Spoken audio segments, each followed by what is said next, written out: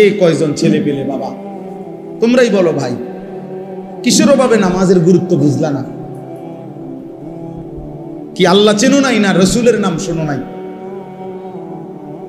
নাকি কোনো আলেমের মুখে কোনোদিন শোনো নাই, না কোরআন শরীফ কোনোদিন দেখো নাই, নাকি কোনো মসজিদ দেখো নাই জীবনে কোনোদিন, নাকি কোনো আজান শোনো নাই কোনোদিন? কিসের অভাবে হারায়া গেলা যারা নামাজ পড়ো না? বাপ, একটা যুক্তি তো থাকবে, হুজুর আমি এমন মরুভূমিতে ছিলাম যেখানে কোনো মানুষ ছিল না, যার কারণে আমি আল্লাহ চিনি নাই, আখেরাত চিনি নাই। আমি এমন পাহাড়ের গভীরে ছিলাম, আমি এমন সাগরের তলদেশে ছিলাম যেখানে কোনোদিন আজান শুনি নাই, যেখানে কোনোদিন কারো কাছ থেকে আল্লাহর পরিচয় শুনি নাই। চারিদিকে এত মসজিদ, এত মাদ্রাসা, এত উলামা, এত টুপি, এত আজান, তারপরেও তোমরা যারা বাবা দিনের পর দিন নামাজ পড়ো না, কিসের অভাবে? কি যুক্তিতে? আল্লাহর সাথে বুঝাপড়াটা কি হবে? রাসূলুল্লাহ সাল্লাল্লাহু আলাইহি ওয়াসাল্লামের সুপারিশ কেমনে হবে? কেমনে হবে? আল্লাহর নবী সাল্লাল্লাহু আলাইহি ওয়াসাল্লাম বলেন, বেঈমানের সাথে ইমানদারের যুক্তি, আল্লাহর নবী বলছে আসসালাহ, নবীজি বলছেন আল আহাদ, চুক্তি। মানে আল্লাহ তাআলার নবী বলছে, আমরা যেন বেঈমানের সাথে এই কথার ওয়াদা করে নিছি, চুক্তি করে নিছি, তুই আল্লাহকে সেজদা দিবি না, আমি ওয়াদা দিলাম, আমি তোর সাথে চুক্তি করলাম, আমি মৃত্যু পর্যন্ত আমার আল্লাহকে সেজদা দেব। এটা হলো মুমিন আর কাফেরের চুক্তি, অর্থাৎ তুই সেজদা দিবি না, আমি দেব। আল্লাহর নবী বলছেন, ফারকু বাইনানা ওয়া বাইনাল কুফরি ওয়াশ শিরক, আমাদের ইমানদারের মাঝে আর মুশরিক কাফেরের মাঝে পার্থক্য আসসালাহ, নামাজ। নামাজ, ইমানদার সেজদা দেয়, নামাজ পড়ে, মুশরিক বেঈমান নামাজ পড়ে। নবীজি সাল্লাল্লাহু আলাইহি ওয়াসাল্লাম বলেন, মান তারাকা সালাতাম মুতাআম্মিদান ফাকাদ কাফারা, যে ইচ্ছে করে নামাজ ছেড়ে দিল সে কুফরি করল। খোদার কসম বাপ, তো রাসূলুল্লাহ সাল্লাল্লাহু আলাইহি ওয়াসাল্লামের হাদিস। তুমি যদি দুই চার শব্দ পড়ালেখা করে কিছু বুঝো, আমরা তো পড়ালেখা করছি, আমরা বেকুব দেখে নি নামাজ পড়ি, আমরা বোকা দেখে নি হালাল খাইতে চেষ্টা করি, ওকে আহম্মক না, পড়ালেখা নাই। আমরা তো সার্টিফিকেট আছে অনেকটি, কয়টা সার্টিফিকেট লাগবে? হ্যাঁ, এক পলিথিন সার্টিফিকেট হইব। আমি তো সারা বাংলাদেশে ফার্স্ট হয়েছি আলহামদুলিল্লাহ, সারা বাংলাদেশে 1998 সালে সমগ্র বাংলাদেশে 1 নম্বর হয়েছে। আমার অনেক সার্টিফিকেট আছে, এটি কই আছে কইতেও পারি না, কোনানে থুয়ে রাখছি। তো অর্থ হইল যে বোকা না, সেজদাওয়ালা কি বোকা চাচা? ওরা কি ভাবছে? ওরা কি ভাবছে? শয়তান দুশ্মন ওদেরকে একটা চুলের মধ্যে লাগায় রাখছে, যে সারাদিন চুল ফিরাইবা এভাবে, এতে সালাম, এতে একটা কাম দিছে, শুধু চুলেটারে ফিরাইবা, চুলের উপরে 3 মাসের ডিজাইন বদলাইবা, চুলের উপরে কমপক্ষে 500 টাকা চুলের সেলুনে খরচ করবা। কারণ একেবারে স্পষ্ট কথা মনে রাখবেন, ছেলে বাবা মনে রাখো, চুলের উপরে ব্যস্ত থাকা, চুল নিয়ে, চুলের সৌন্দর্য, চুলের মধ্যে রূপচর্চা, চুল নিয়ে ব্যস্ত থাকা, এটা নারীর স্বভাব। এই জন্য এই পৃথিবীতে নারীর চুলের জন্য হাজারো আইটেমের তেল প্রসাধনী আছে। নারীর সৌন্দর্য তার চুলে, এই জন্য নারী তার চুল সুন্দর রাখা, লম্বা করা, চুলের উপরে, সৌন্দর্যের উপরে বহু ফিকির করে। এই জন্য যেই সমস্ত ছেলে এই চুল নিয়ে ব্যস্ত, তোর মধ্যে মূলত পৌরুষ নাই, নারীর স্বভাব তোর উপরে গালেব, এই জন্য তোর মধ্যে এই মানসিকতা। পুরুষ যেটারে বলে ওটা তুই হারায় ফেলছিস।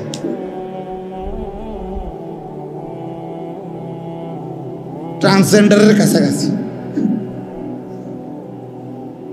ট্রান্সজেন্ডারের কি কাছাকাছি, অর্থাৎ মূলত তো পুরুষ ভাবতেছে আমি মহিলা, ভাবতেছে আমি মহিলা। আল্লাহ আমাদেরকে বিবেক দান করেন। এই জন্য বললাম, আমি ব্যক্তিগতভাবে আমরা চেষ্টা করি এই কিশোর, আমি এমনি এটা লেখাইছি, অর্থ হইল যে আমার উদ্দেশ্য কিশোর যুবকদের আবার আলাদা, ওদেরকে আলাদা ডেকে নিয়ে ওদের জন্য ইসলাহি মজলিস হোক, ওদেরকে আলাদা বলি। আমার মাদ্রাসায় ফেব্রুয়ারি মাসে 8 ফেব্রুয়ারি আলহামদুলিল্লাহ একবার সকাল 10টা থেকে আসর পর্যন্ত আমাদের মাদ্রাসায় আমি শুধু এই 15 থেকে 30 বছরে একদম কাগজে কলমে এন্ট্রি করায়া দিনব্যাপী আমি নিজেও আমার শায়েখ আল্লামা মুফতি মুশতাকুন নবী কাসিমি, আসরের পরে যিনি বয়ান করছেন আমাদের প্রিয় ভাই মুফতি ইউসুফ বিন ইকবাল, আমাদের কুমিল্লার একজন বড় আলেম আল্লামা মুফতি আমজাদ হুসাইন দামাত বারাকাতুহুমুল আলিয়া, একজন বড় MBBS ডাক্তার, দাওয়াত ও তাবলীগের সাথী, উনারের সহ দিনব্যাপী শুধু 15 থেকে 30 বছরের ছেলেদের জন্য আলাদা ইসলাহি মজলিস করছি 10টা থেকে আসর পর্যন্ত। ওদের কাছ থেকে একটা টাকাও নেই নাই, নিজেরাই খাওয়াইছি, নাস্তা খানা সব। আলহামদুলিল্লাহ প্রায় 400-500 ছেলে একদম নাম লিস্টি করা, ওই যে ওই ভাই গেছে মাশাআল্লাহ, নাম লিস্টি করা 4 থেকে 450 ছেলে উপস্থিত হয়েছে আলহামদুলিল্লাহ।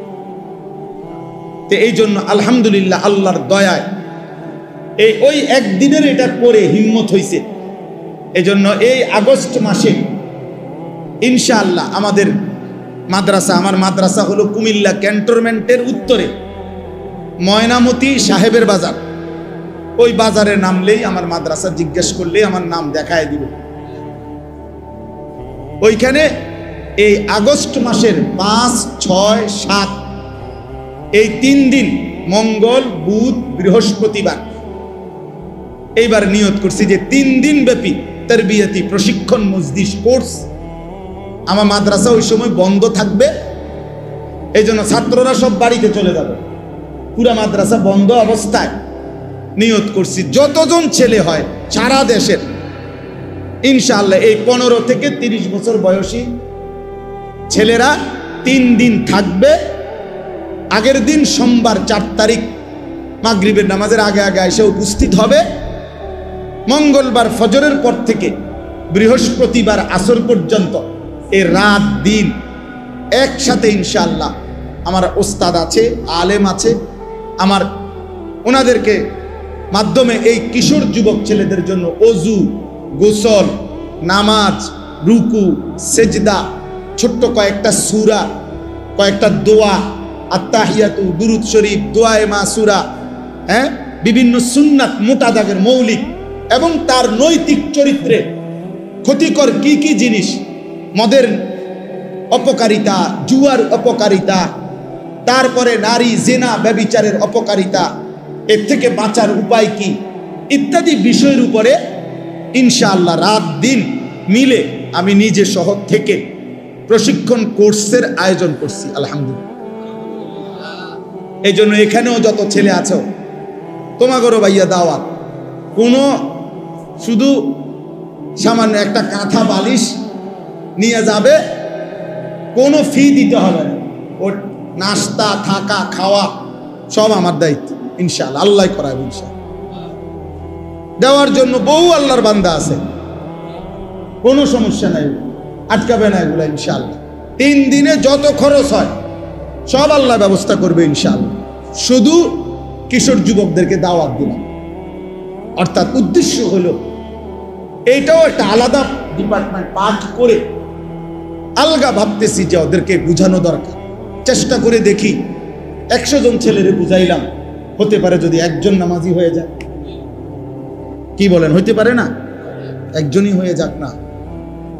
নবী সাল্লাল্লাহু আলাইহি সাল্লাম বলছেন, ফাওয়াল্লাহি লা আন ইয়াহদিয়াল্লাহু বিকা রাজুলান ওয়াহিদান খায়রুন লাকা মিন হুমুরিন নাম। আল্লাহর কসম, তোমার দ্বারা একজন ব্যক্তি, রাজুলান ওয়াহিদান, একজন ব্যক্তি তোমার দ্বারা হেদায়েত পাওয়া, আল্লাহর রাস্তা পাওয়া, গোটা আরবের সমস্ত দামি উট তোমাকে হাদিয়া দেওয়ার চাইতেও কোটি গুণে উত্তম। এটা হাদিস, এটা আলী রাদিয়াল্লাহু তাআলা আনহুকে নবীজি বলছেন। মানে আলী রাদিয়াল্লাহু তাআলা আনহু খায়বরের যুদ্ধের সময় নবীজি উনার হাতে ইসলামের পতাকা দিছিলেন, বলছিলেন আজকে তোমার হাতে তুলে দিলাম পতাকা, তুমি যুদ্ধ শুরু করো ইহুদিদের সাথে। তো হযরত আলী তো আলীর শরীরে একটা জোশ আইসা পড়ছে। আলী রাদিয়াল্লাহু তাআলা আনহু বলছে, ইয়া রাসূলুল্লাহ, আপনি শুধু বসেন, এখান থেকে শুরু করে ওই মাথা পর্যন্ত ইহুদি যা আছে সব সমান করে দেব, সবগুলো সমান করে দেব, একদম একটারও রাখুন না। আল্লাহ নবী সাল্লাল্লাহু আলাইহি ওয়াসাল্লাম তখন আলীরে বলছে, আলী থামো থামো, রাখো, আগে প্রত্যেকরে কিন্তু কালেমার দাওয়াত দিবা, এরপরে যদি না মানে তারপরে যুদ্ধ করবা, অর্থাৎ ইমানের দাওয়াত দিবা আগে। তখন নবীজি উনাকে বলছে, শোনো, যদি তোমার দ্বারা একজন ব্যক্তি হেদায়েত পায়, আল্লাহকে পেয়ে যায়, কালেমার সন্ধান পায়, তো গোটা আরবের সমস্ত দামি উট তোমাকে দেওয়ার চাইতে এটা উত্তম হবে। কোরআন শরীফে আছে, সূরা ইয়াসিনের মধ্যে 3 জন রাসূল নবীজি সাল্লাল্লাহু আলাইহি সাল্লামের পূর্বে 3 জন রাসূল এক এলাকায় আল্লাহর কালেমার দাওয়াত দিছে। ওয়াদরিব লাহুম মাসালান আসহাবাল কারিয়া ইদ জাআহাল মুরসালুন, এখানে আছে ইদ আরসালনা ইলাইহিম ইসনাইনি ফাকাদ্দাবুহুমা ফাআজ্জাজনা বিসালিসিন ফাকালু ইন্না ইলাইকুম মুরসালুন। এখানে সূরার মধ্যে ঘটনাটা আছে। তো ওইখানে আছে 3 জন রাসূল দিবানিশি মানুষকে আল্লাহর দিকে দাওয়াত দিছে, বিনিময়ে 3 জনের দাওয়াতে কালেমা পড়ছে, ঈমান আনছে কেবল একজন। 3 জন রাসূলের রাত্র দিনের মেহনতে আল্লাহর অনুগত ঈমানদার বান্দা হইছে কয়জন? একজনই শুধু। ওয়াজা মিন আকসাল মাদিনাতি রাজুলুন, এই একজন। তাহলে আমার পুরা জিন্দেগি যদি 1000 বার লাখো বার বলার পরে যদি কোনো এক আল্লাহর বান্দা আল্লাহকে পেয়ে যায়, সেজদার সন্ধান পায়, আখিরাত পেয়ে যায়, তো এটা জীবনের সবচেয়ে বড় অর্জন, এটা হায়াতের সবচেয়ে বড় অর্জন। এজন্য আলহামদুলিল্লাহ আজকে এই কিশোর যুবকদেরকেও বললাম, আগামী 5 তারিখ, 6 তারিখ, 7 তারিখ, মঙ্গলবার, বুধবার, বৃহস্পতিবার, আগস্ট মাসের 2025 ইনশাআল্লাহ 3 দিন ব্যাপী কিশোর যুব তারবিয়াতি কোর্স আমাদের মাদ্রাসায় আশরাফুল উলুম, ময়নামতি, বিনন্দিয়ার চর, সাহেবের বাজার, বুড়িচং, কুমিল্লা, যে মাদ্রাসায় আমি থাকি, ওইখানে ইনশাআল্লাহ অনুষ্ঠিত হবে। আমাদের প্রিয় ভাই মুফতি ইউসুফ বিন ইকবাল তিনি সেখানে কথা বলবেন, বয়ান করবেন। আমার শায়েখ আল্লামা মুফতি মুশতাকুন নবী কাসিমি 3য় দিন, শেষ দিন, জোহরের পরে হুজুরে বয়ান করবেন ইনশাআল্লাহ। আমাদের কুমিল্লার একজন বড় ডাক্তার মাহবুব মুর্শেদ, MBBS FCPS ডাক্তার, উনি ইনশাআল্লাহ কথা বলে। আমি উনারও দাওয়াত দিছি এই উদ্দেশ্যে যে স্যার, আমনে চিকিৎসা বিজ্ঞানের দৃষ্টিতে একটা যুবক তার চরিত্র নষ্ট করলে তার দুনিয়াবি ক্ষতিটা কি, এইটা আমনে কইবেন। আখিরাতেরটা তো আমরা কমু, দুনিয়াটা আমনে কইবেন যে জিনা ব্যভিচার করলে, নিজের হাতকে মন্দ খারাপ কাজে ব্যবহার করলে শারীরিক ক্ষতিটা কি হয় ডাক্তারদের ভাষায়, এইটা আপনি বলবেন, বুঝায়। এই জন্য স্যারে বলছি ইনশাআল্লাহ হুজুর, আমি খুশি চিত্তে, অনেক দিনদার মানুষ ডাক্তার সাহেব, নামাজি মানুষ, বলছে আমি ইনশাআল্লাহ প্রস্তুতি নিয়ে বলবো আপনারা। তো এই জন্য আমাদের মাদ্রাসার উস্তাদদেরকে এবং আমার সাথে আরো কিছু আলেম আছে, নওজোয়ান আলেম, এই যে আপনাদের মাওলানা মাহমুদ, উনিও আমার এই কাফেলার সদস্য, মানে এই কার্যক্রমের আমরা অনেকবার মিটিং করছি ইনশাআল্লাহ। উদ্দেশ্য হলো এই কিশোর যুবককে যদি মনে করেন 4টা সূরাই ঠিক করানো যায়, সে সুন্নত মোতাবেক ওযু করতে পারে, তার গোসলটাই যদি সঠিক হয়, ফরজ গোসল আদায়, সে যদি 2 রাকাত নামাজ ঠিক মতো পড়তে পারে, তাইলে অনেক বড় কিছু, অনেক বড় কিছু। এই জন্য দোয়া করবেন আল্লাহ তাআলা যেন আমাদের এই কোর্স আগামী 5, 6, 7 তারিখের এটা আল্লাহ তাআলা যেন কামিয়াব করে দেয়। এবং এখানেরও কোনো ছেলে তোমরা যদি যেতে চাও ভাইয়া, ইনশাআল্লাহ আমরা দাওয়াত দিয়ে রাখলাম, যাওয়ার অনুমতি আছে। আল্লাহ তাআলা তৌফিক দান করেন। সর্বশেষ কথা আমার, এই আয়াতের মধ্যে আল্লাহ তাআলা বলছেন খালফুন, আমি শুধু এই কথাটাই বলে শেষ করছি। আল্লাহ তাআলা বলেন কোন প্রজন্মের, মানে কোন অঞ্চলের, কোন এলাকার, কোন জনগোষ্ঠীর মধ্যে সবচেয়ে নিকৃষ্ট মানুষ কারা, মন্দ লোক কারা? আল্লাহ তাআলা বলছে দুইটি বদ অভ্যাস যাদের, তারা মন্দ লোক। এক, আদাউস সালাহ, যারা তাদের নামাজকে নষ্ট করে। এই যে যেটা বললাম, নামাজ নষ্ট করে কিভাবে? নামাজ পড়ে না এটা না, কথা বুঝছেন কি না? নামাজ যে পড়ে না ওর কোনো আলোচনা নাই, ও এমনি বাদ, ওই কি হে বাদ, তার নিয়ে কোনো আলোচনা। বেনামাজি তোর ব্যাপারে কোনো আলোচনাই নেই, তুই তো মানুষই না, তার কাছে তোর আলোচনা কি আর? তুমি বাদ, এমনি বাদ। আলোচনা হলো যে নামাজ পড়ে কিন্তু নামাজকে কি করে? নষ্ট করে। নামাজ নষ্ট করে তিন ভাবে। কয়ভাবে? এক, যথাসময়ে নামাজ পড়ে না, সব সময় বিলম্বে নামাজ পড়ে। তাফসীরের মধ্যে আমরা নিজে পড়ছি, নবীজি সাল্লাল্লাহু আলাইহি সাল্লাম উদাহরণ দিয়ে বলছে ওই নামাজ মুনাফিকের নামাজ, মুনাফিকের নামাজ, মুনাফিকের নামাজ। তিনবার বলছে নবী কথা, এক কথা যে ওই নামাজ মুনাফিকের নামাজ। যে আসরের নামাজ উদাহরণ দিছে নবীজি, যে আসরের ওয়াক্ত হয়ে গেছে, নামাজ পড়ে না, পড়ে না, যখন সূর্য ডুবার টাইম হইছে তখন গিয়া দাঁড়াইয়া 4 রাকাতে যেন 4টা ঠুক্কর মারছে। 4 রাকাতে এত দ্রুত পড়ছে, মনে হয় যেন 4টা কি মারছে, ঠোকর মারছে আর কি। আল্লাহ রসুল বলে এমন নামাজ মুনাফিকের নামাজ, মুনাফিকের নামাজ, মুনাফিকের নামাজ। জোহরের আজান হইছে 1টা বাজে, হেবটা জোহরের নামাজে খাড়া আছে 4:30 বাজে, 4টা বাজে, সোয়া 4টা বাজে। কি এতক্ষণ কিটছেন? আর কইও না, আর কইও না, কামেরই শেষ নাই, কামেরই শেষ, কামে শেষ হয়। একবার গরু গোসল করা, একবার ছাগল গোসল করা, একবার নিজে গোসল করে, একবার উডান ঝাড়ু দেয়, বুঝেন না? যেটা মনে হবে এটা করে, সব শেষ করে এরপরে লাস্ট মাথায় নিয়া নামাজ। বেনামাজি তো নাই, মানে নামাজ পড়িনওয়ালা, এই লোক নামাজকে নষ্ট করে। এই লোক 2 নাম্বার, যে ব্যক্তি নামাজের ফরজ ওয়াজিব ঠিক মতো আদায় করে না। মনে করেন রুকু থেকে সোজা হয়ে দাঁড়ানো ওয়াজিব, সোজা হয়ে দাঁড়ানো কি? অসংখ্য মানুষ আছে, মাঝ বয়সী লোক, নামাজি মানুষ, নামাজ পড়ে প্রত্যেক ওয়াক্ত, কিন্তু রুকু থেকে একটুটাই নিচের দিকে দাঁড়ায়। কথা বলেন না কেন? আপনার কোন ব্যারামে পাইল? হ্যাঁ, সেজদার 2 সেজদার মাঝখানে স্থির হয়ে বসা ওয়াজিব কি?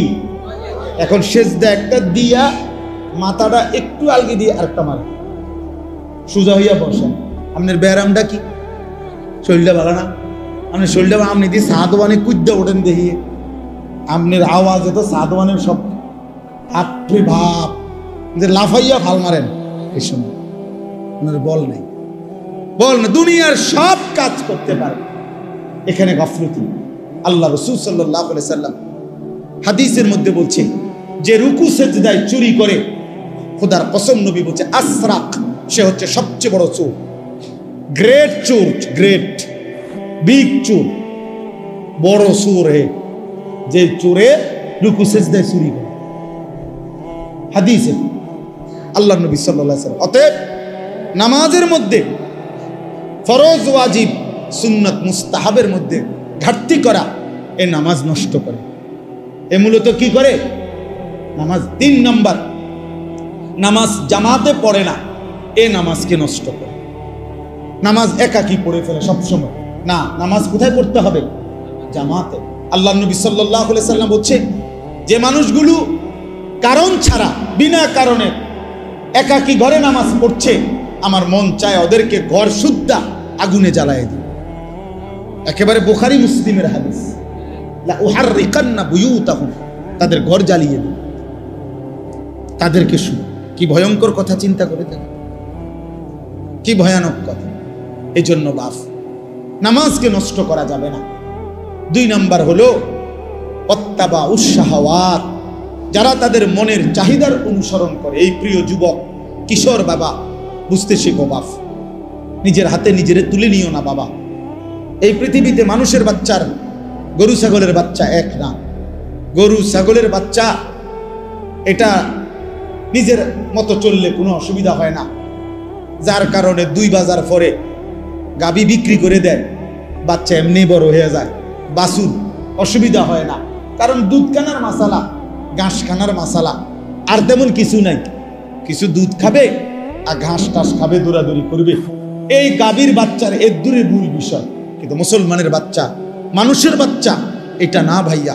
মানুষের বাচ্চার ইমান, ইসলাম, আখলাক, লেনদেন, আদব, আচরণ সব কিছু সুন্দর করা, ওই আলোকে জীবন গড়া, কবর ঠিক রাখা, হাসরের ময়দান আখিরাত ঠিক করা, এটা পুরা একটা জিম্মাদারি। এই জন্য আল্লাহ তাআলা একটা বাচ্চাকে লাওয়ারিশ দেয় নাই, মাথার উপরে তার মা, বাবা, দাদা, দাদি, নানা, নানি, বড় ভাই, বড় বোন, চাচা, মামা, ফুফা, খালু, এত অভিভাবক দিয়ে আল্লাহ তাআলা তার মাথার উপরে রাখছেন যেন সে উত্তম আখলাক নিয়ে জিন্দেগি গঠন করতে পারে। এটা লাওয়ারিশ না, লাওয়ারিশ না। এজন্য প্রিয় ভাই আমার, আল্লাহ বলছে ওয়াত্তাবাউশ শাহওয়াত, যে তার মনের চাহিদার অনুসরণ করে, তার মনে যা চায় তা। কিসের আল্লাহ, কিসের রাসূল, কিসের কোরআন, কিসের কিতাব? হুজুর আমি কিচ্ছু মানি না, আমি মুক্ত, আমি স্বাধীন, আমার মনে যা চায় তা। আমি 3 মাস আগে চুল রাখছি এভাবে, এখন রাখছি এভাবে। আমি একবার পরছি সিপা ফ্যান, আবার পরি ডোলা ফ্যান, আমার যা মন চায় তাই। আমি মন চাইলে দাঁড়াইয়া পেশাব করি, মন চাইলে বসে পেশাব করি, মন চাইলে হাঁটতে হাঁটতে পেশাব করি। না রে ভাইয়া, এটা মুসলমানের জিন্দেগি না, এটা মানুষের জীবন না, এটা মুমিনের জীবন না বন্ধু। নিজের হাতে যে নিজেকে তুলে নেয় সে শয়তান, সে শয়তান, ইবলিস। এজন্য ইবলিসের অপরাধের নাম কি? আনা আনা আনা আনা শব্দের অর্থ আমি। কোরআন শরীফে আছে আল্লাহ তাআলা জিজ্ঞেস করছে সেজদা দিলি না কেন ইবলিসকে? বলছে আনা খায়রুম মিনহু, আমি তার চাইতে উত্তম। আল্লাহ বলছে কি বললি? আমার সামনে বললি আমি, আমি আল্লাহর সামনে, যা ফখরুজ, বের হ অহংকারী, আজকে থেকে কিয়ামত পর্যন্ত তোর উপরে আল্লাহর লানত। যা। সেই যে তাড়ায় দিল, আর কোনোদিন ফিরতে পারছে? আমি, আমার যা মন চায় তা। আপনি কে? হুজুর আপনার সমস্যা কি? আমি তো অনেক সময় বলি, অনেক ছেলে পেলে আছে না এমন, তারা একটু ভালো কথা বললে হ্যাঁ আপনার সমস্যা কি? আরে বেটা বেওকুফ, আমার কি সমস্যা? তোরে না সমস্যা বেটা, আমার সমস্যার জন্য তো আমি বলছি না, তোর সমস্যা। তোর এই নারী ছবি, অস্থির দৃশ্য, বেনামাজি জিন্দেগি, ফজরের নামাজ না পড়া এই জীবন তোমারে জাহান্নামের আগুনে ফেলে দিবে। আমি তোমারে মায়া কইরা ধাউ ধাউ আগুন থেকে বাঁচাইতে চাই, এই জন্য ডাকছি। তো সমস্যা আমার হবে কেন? সমস্যা তোমার।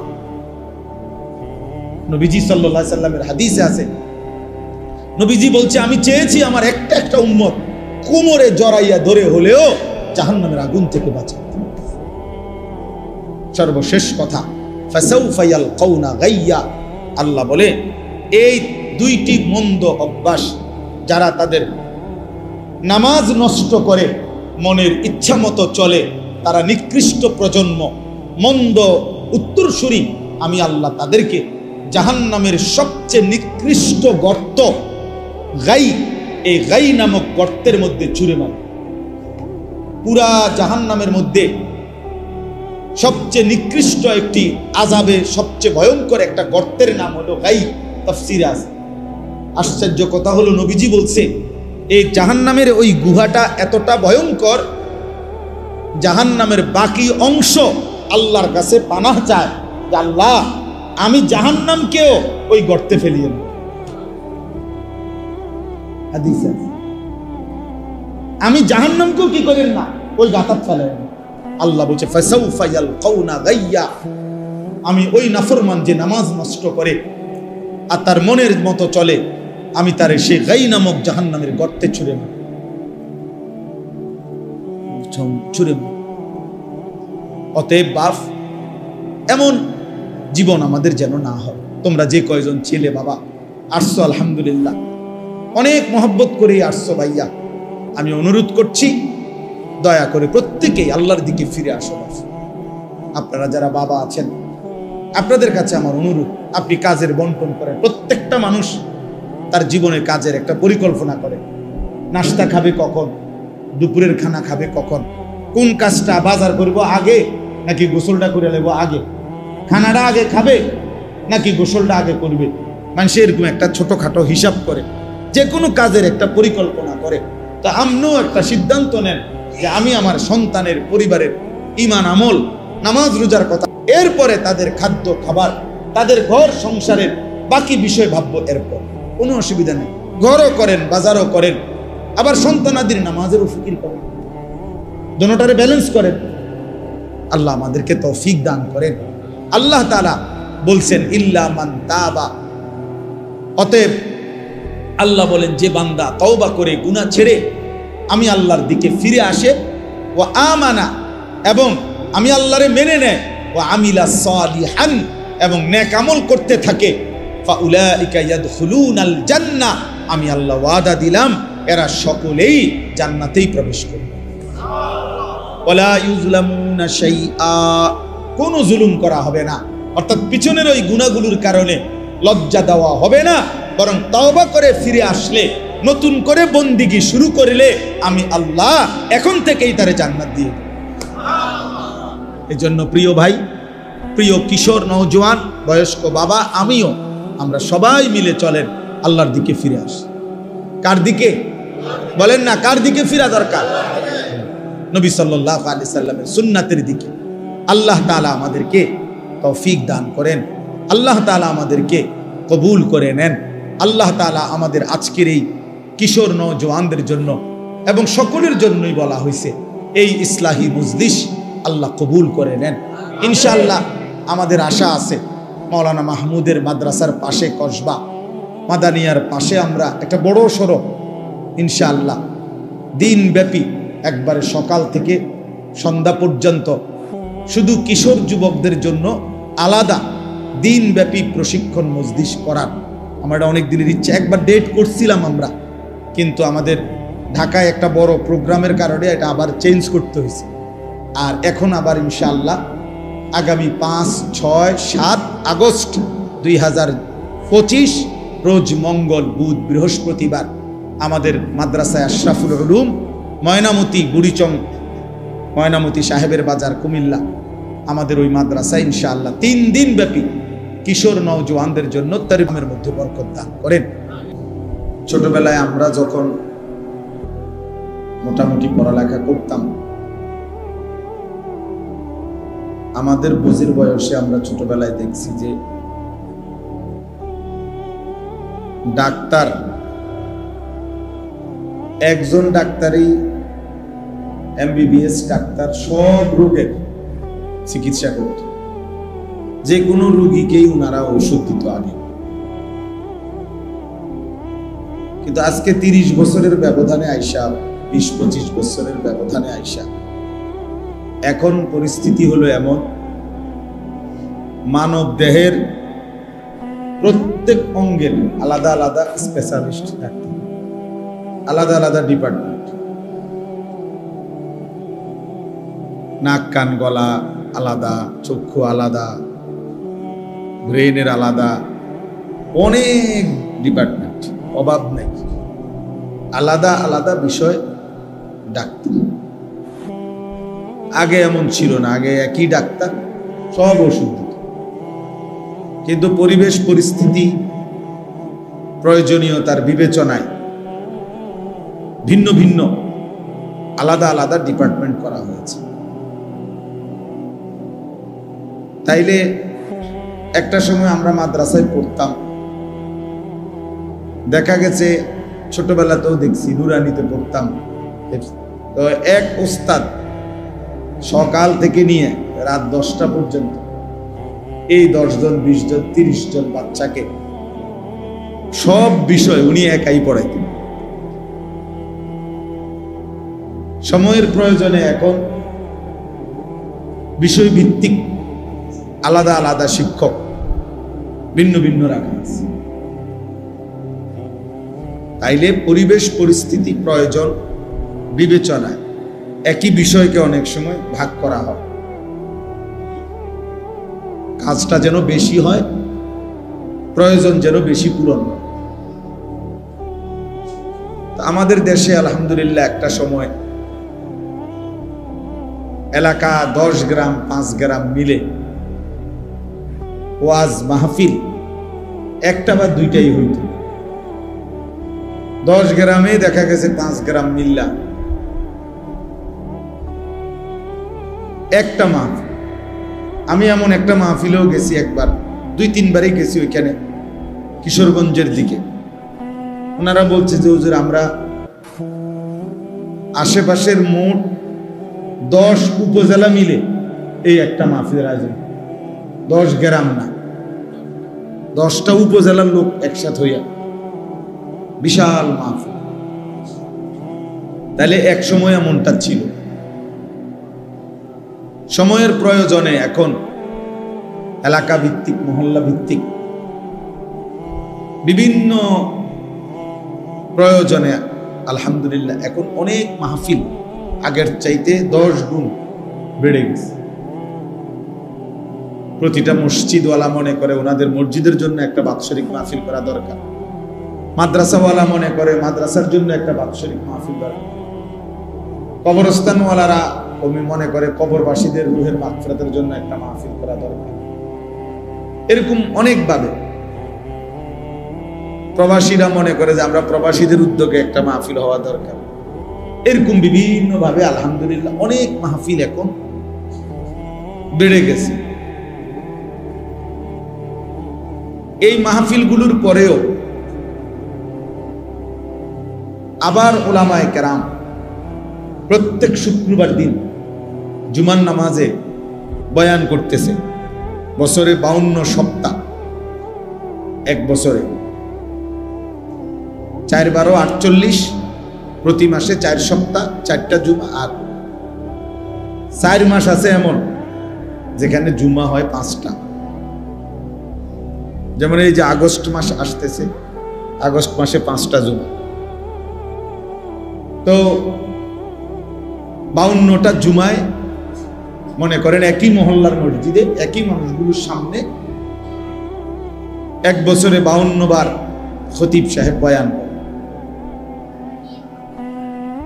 এরপরেও আল্লাহর কথা শোনাবার, বলবার যে পরিমাণ প্রয়োজন তা আসলেই পূরণ হয় নাই। আল্লাহর কথা আরো বেশি বলা দরকার, আল্লাহর দিকে আরো বেশি ডাকা দরকার। আপনারা বুঝবেন, একটি মহল্লার মধ্যে, একটি দেশের মধ্যে, আমাদের শুধু বাংলাদেশেই মনে করেন টেলিভিশন চ্যানেল অনেক অনেক 100-এর উপরে।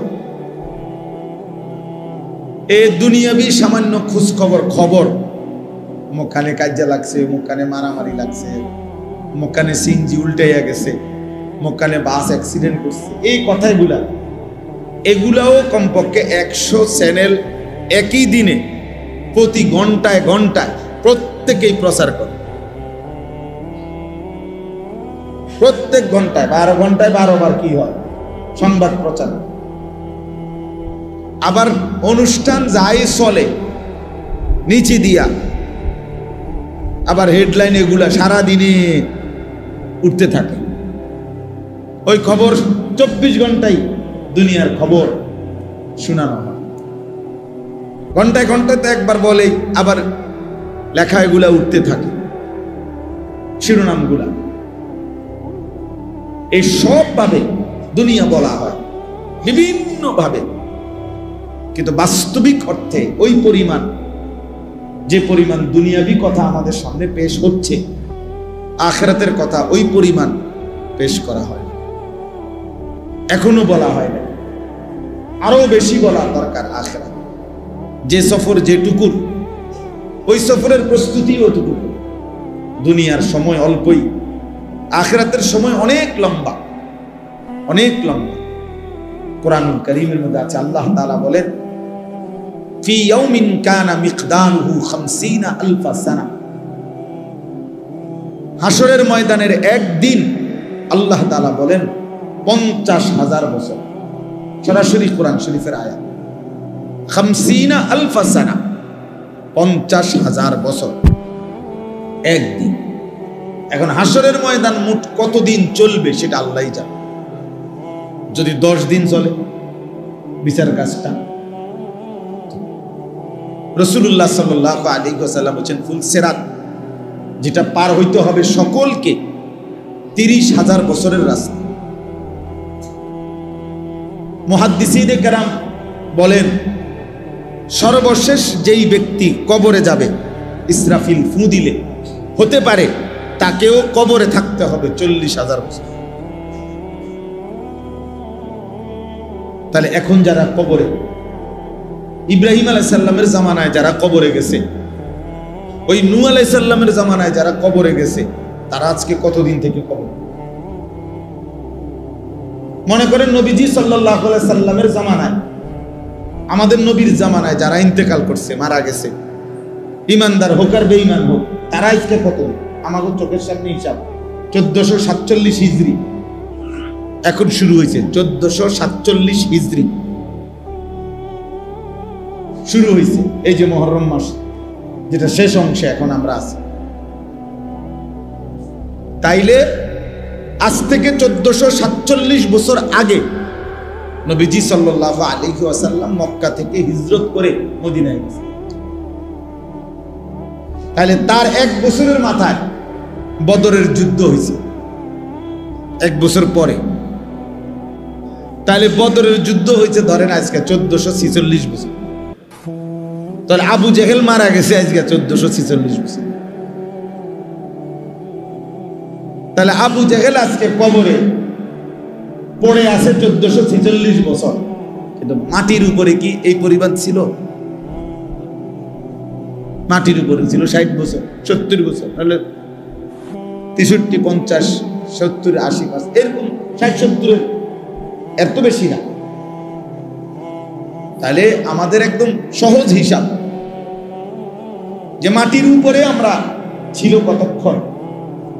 ফেরাউন আজকে মাটির নিচে কতদিন, নমরুদ আজকে মাটির নিচে কতদিন। এই জন্য আখিরাতের সফর লম্বা, পরকালের সফর লম্বা। মান মাতা ফাকাত কামাত কিয়ামাতুহু, বুজুর্গানে দিন বলে যার মৃত্যু হলো তার কিয়ামত, তার আখিরাত শুরু হয়ে গেল। কারণ সে তো আর কোনোদিন 1000 কোটি চেষ্টা করেও পৃথিবীতে আর আসবে না।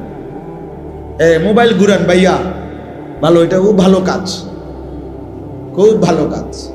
কারণ 24 ঘন্টা ফালতু কাজ করতে করতে জিন্দিগিটাই ফালতু হয়ে গেছে।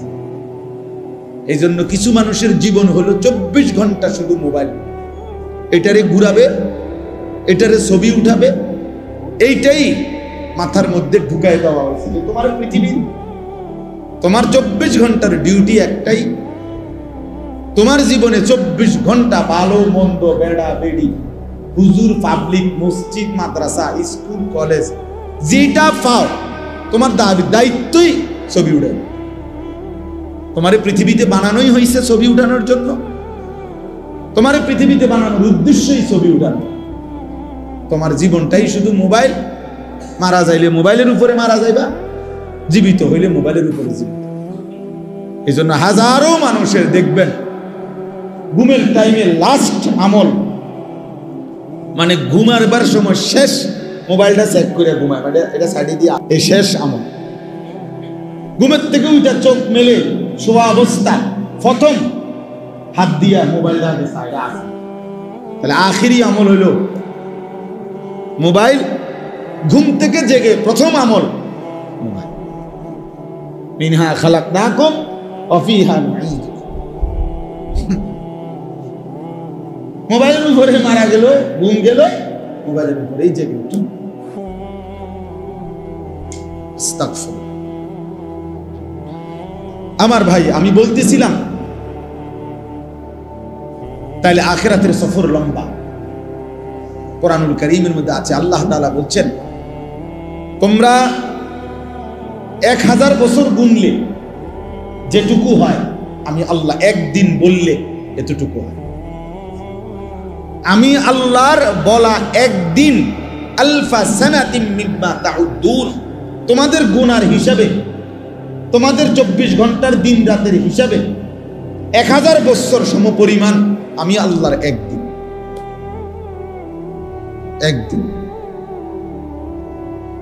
তো যদি আল্লাহ বলে বান্দা একদিনে আযাব ভোগ করতে হবে, তো সেটা ধরে নেন 1000 বছর। 1000 বছর। যদি আল্লাহ বলে বান্দা একদিনই হাসরের ময়দানের হিসাব হবে, তো সেটাও ধরে নেন 50,000 বছর। কারণ কোরআন শরীফের আয়াত এটা। তাহলে আখিরাত অনেক লম্বা সফর, আখিরাতের প্রস্তুতিও অনেক বেশি। 40 দিন আমরা হজ্জের সফরে গেছি, অনেক কিছু নিয়ে গেছি, অনেক কিছু, নেইল কাটার, কেচি, ছুরি, প্লেট, ছোট একটা মগ, দস্তরখান, 4-5টা মেসওয়াক, 2টা লুঙ্গি, 6টা পাঞ্জাবি, টুপি, গেঞ্জি, ব্রাশ, পেস্ট, মেসওয়াক, কত কিছু নিয়ে একটা লাগেজ বইরা তারপরে হজে গেছে। কারণ 40 দিনের সফর, অনেক কিছু লাগবে। সেখানে গিয়েও অনেক কিছু কিনতেছে, গিয়া পড়ছি, এখন বালতি নাই কাপড় ধুইবার, এটা তো আর বাংলাদেশের থেকে বালতিটা নেওয়া যায় না, তো এনে গিয়ে কিনছি। এখন বালতি কিনছি, তো তোর মগ কই, মগ যেটাতে গোসল করতে হলে মগ লাগবে না একটা, তো মগ এটা কিনছি।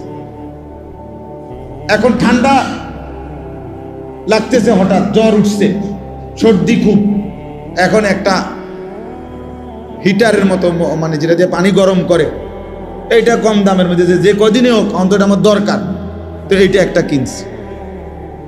এরকম সামান্যটুকু সফরের জন্য কত বেশি, কত কিছু লাগে।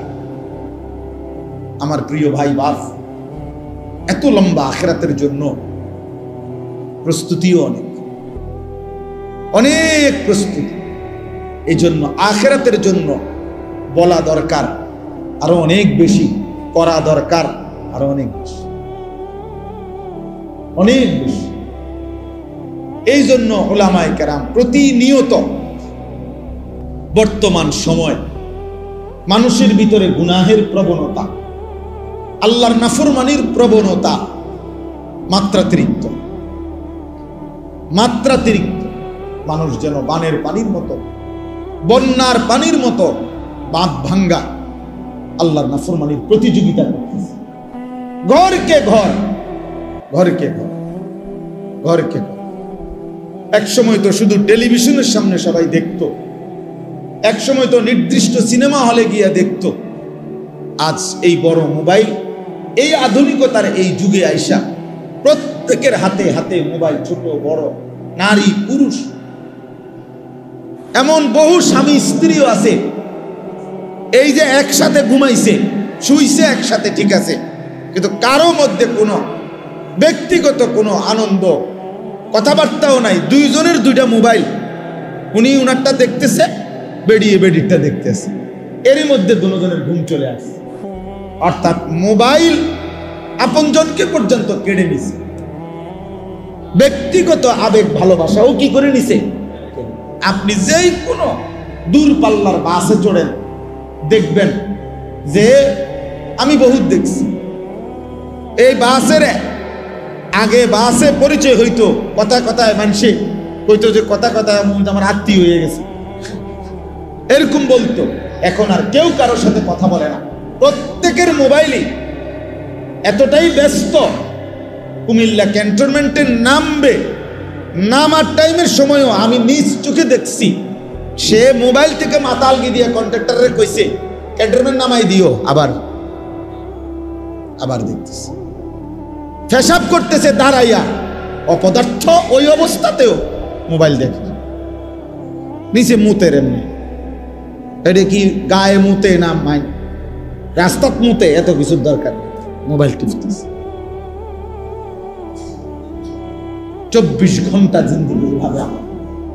তাহলে এইভাবে নাফরমানি, আল্লাহর অবাধ্যতা মাত্রাতিরিক্ত। বেনামাজি সব যুগেই ছিল, কিন্তু এখনকার সমাজ এই পরিমাণ সাহসী যে দিনের পর দিন, বছরের পর বছর ভদ্র ভালো ফ্যামিলির মুসলমানের ছেলে মেয়ে এক ওয়াক্ত নামাজ পড়ে না, এটাকে বাপ মাও কিছু মনে করে না। সমাজ, পরিবার, এলাকা, মহল্লার চাচা জ্যাঠা দাদারাও কিছুই মনে করে, কিছুই মনে করে না, কিছুই মনে করে।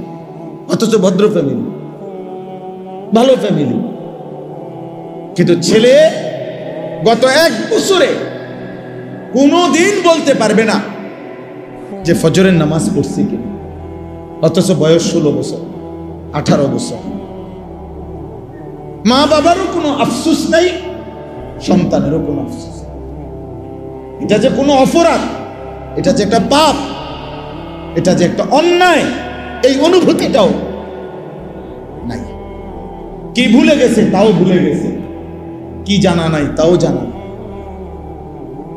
এই হলো বাপ হালাত, এই হলো হালাত, এই হলো জিন্দেগি। সারা দিন সারা রাত কারো অর্থের নেশা উপার্জনের, কারো নারীর নেশা, কারো ক্ষমতার নেশা। সবাই আমরা দুনিয়া ভোগ করার নেশায় ব্যস্ত, সবাই ব্যস্ত। আপন মা বাপ কি নিয়ে এত ব্যস্ত যে এই ব্যস্ততার কারণে ছেলেটারে কুদ্দুর নামাজি বানাবে এই সময়ও হাতে নাই, মেয়েটাকে পর্দানশীল বানাবে এই সময়ও হাতে নাই, স্ত্রীকে পর্দানশীল বানাবে এই সময়ও হাতে নাই। উনি শুধু ব্যস্ত ব্যস্ত ব্যস্ত ব্যস্ত ব্যস্ত ব্যস্ত। আহা মুসলমান, কিসের জন্য কি সময় শেষ করলেন? আমার বলার উদ্দেশ্য হলো উলামায়ে কেরাম এই জন্য, তাইলে উলামায়ে কেরাম এটা ভাবতেছেন যে আসলে মূল কথাটা হলো উম্মতকে, আল্লাহর বান্দাদেরকে, এই মুসলমান এই জনগোষ্ঠীকে আরো বেশি, আরো ব্যাপক আল্লাহর কথা বলা দরকার বিভিন্ন আঙ্গিকে। এই জন্য আলহামদুলিল্লাহ আমাদের বুজুর্গ উলামায়ে কেরাম ইসলাহি মজলিস চালু করছেন। আবার ইদানিং কালে আইসা ব্যাপকভাবে শীর্ষ আলেম ওলামা, বুজুর্গ আলেম ওলামা, উম্মতের জন্য যারা ফিকির করে, ওনাদের ফিকির হলো মসজিদে মসজিদে, মহল্লায় মহল্লা। ওই ভাই, আপনি এতগুলো ছবি উঠাইয়া করবেন কি? এই যে আপনি করেনটা কি এখানে? নিজে নিজে ছবি উঠাইতেছে, এটারে ঘুরাইতে আছে মোবাইল, এটারে আবার হাসতে আছেন। মাশাআল্লাহ, আল্লাহ তাআলা আপনার বিবেকের উপরে রহম করেন। তো এই জন্য বললাম, আমি ছেড়ে দেওয়ার মানুষ না। আমার কথা এক কথা, আমি জীবনে কোনোদিন দরকার হলে আর আসবো না, কিন্তু একবারই বলে গেল আমার হিসাব সই। বুঝেন নাই কথাটা? আমি জনপ্রিয়তা দিয়ে ঘাস কাটমুনি, আমি তো ভোটে হারাইতাম না, তা আমি জনপ্রিয়তা দিয়ে করবো কি? আমি তো কোনো প্রার্থী না নির্বাচন। আমার আল্লাহর কথা বলা দরকার, বলা দরকার। একজন হোক 10 জন হোক, কিন্তু মনোযোগ দিয়ে শুনতে হবে। গাফেলকে বলে 1000 বছরও কোনো লাভ নেই। গাফেল 1000 বছরও। আমাদের সমাজে দেখবেন যেই সমস্ত মুসল্লি শুক্রবারে জুমার বয়ান ইমাম সাহেবের চেহারার দিকে তাকাইয়া শুনে মনোযোগ দিয়ে, তাদের জীবন খুব দ্রুত পরিবর্তন হয়। যত মানুষ গাঁর নোয়াইয়া নিচের দিকে অমনোযোগী, হয় জুরায় নয় জিমায় অমনোযোগী, এদের জীবনের পরিবর্তন হয়। বিড়ি খায় তো খায়, আছে 60 বছর বিড়ি, চা দোকানে গপ মারে তো আজকে 90 বছর বাঁকা হয়ে গেছে, এখনো চা দোকানে গপে মারে। তাহলে আপনি আজকে 40 বছর ধরে চাচা কি ওয়াজ শুনলেন, 40 বছরেও কোনোদিনে এত লম্বা সময় আপনি বুঝলেন না আখিরাত কাকে বলে, গুনাহ কাকে বলে। 60 বছরেও কি আল্লাহর নাফরমানি ছেড়ে দেওয়ার সময় হয় নাই? বলেন ইনসাফ কি বলে? 70 বছর সময় হয় না। আপনি বুঝের হয়েছেন কতদিন আগে, কত বছর ধরে? তো এজন্য বললাম ওলামায়ে কেরাম বুজুর্গানে দ্বীন ভাবতেছে, চেষ্টা করতেছে, মসজিদে মসজিদে, মাদ্রাসায় মাদ্রাসায়, মহল্লায় মহল্লায়, মাসিক হোক, সাপ্তাহিক হোক, আরো বেশি আল্লাহর কথা বলা হোক। ইসলাহি মজদি, সংশোধন। ইসলাহ মানে সংশোধন, উম্মতের সংশোধন, মানুষের সংশোধন, ব্যক্তির সংশোধন। যেন এই বলতে বলতে, ধাক্কা দিতে দিতে, কলিজার মধ্যে, বিবেকের মধ্যে আঘাত করতে করতে যেন কিছুটা পরিবর্তন হয়। এই জন্য আমরা ব্যাপকভাবে ইসলাহি মজলিস আরো অনেক আগের চাইতে এই শীত, গরম, রোদ, বৃষ্টি সর্বাবস্থায় ফিকির করি যে আল্লাহর কথা বলা দরকার। কয়জন এটা দেখার দরকার নাই, পোস্টার আসেনি, মাইক আসেনি, হ্যান্ডবিল আসেনি, এত কিছুর দরকার নাই। আল্লাহর কথা বলা দরকার, আল্লাহর কথা বলা দরকার, আল্লাহর কথা বলা দরকার। উচিত তো আমার শায়েখ আল্লামা মুফতি মুশতাকুন নবী সাহেব হুজুর তো বলেন যে উচিত তো হ্যান্ড মাইক নিয়া, নিজের ব্যাটারি লাগাইয়া, নিজে চার্জ দিয়া, হ্যান্ড মাইক দিয়া হকারের মতো উম্মতের দুয়ারে দুয়ারে আখিরাতের কথা বলা উচিত। যে হে ভাই, এই নামাজবিহীন, সেজদাবিহীন এই জিন্দেগি তোমার জাহান্নামের দিকে নিচ্ছে। তোমার এই নারী ছবি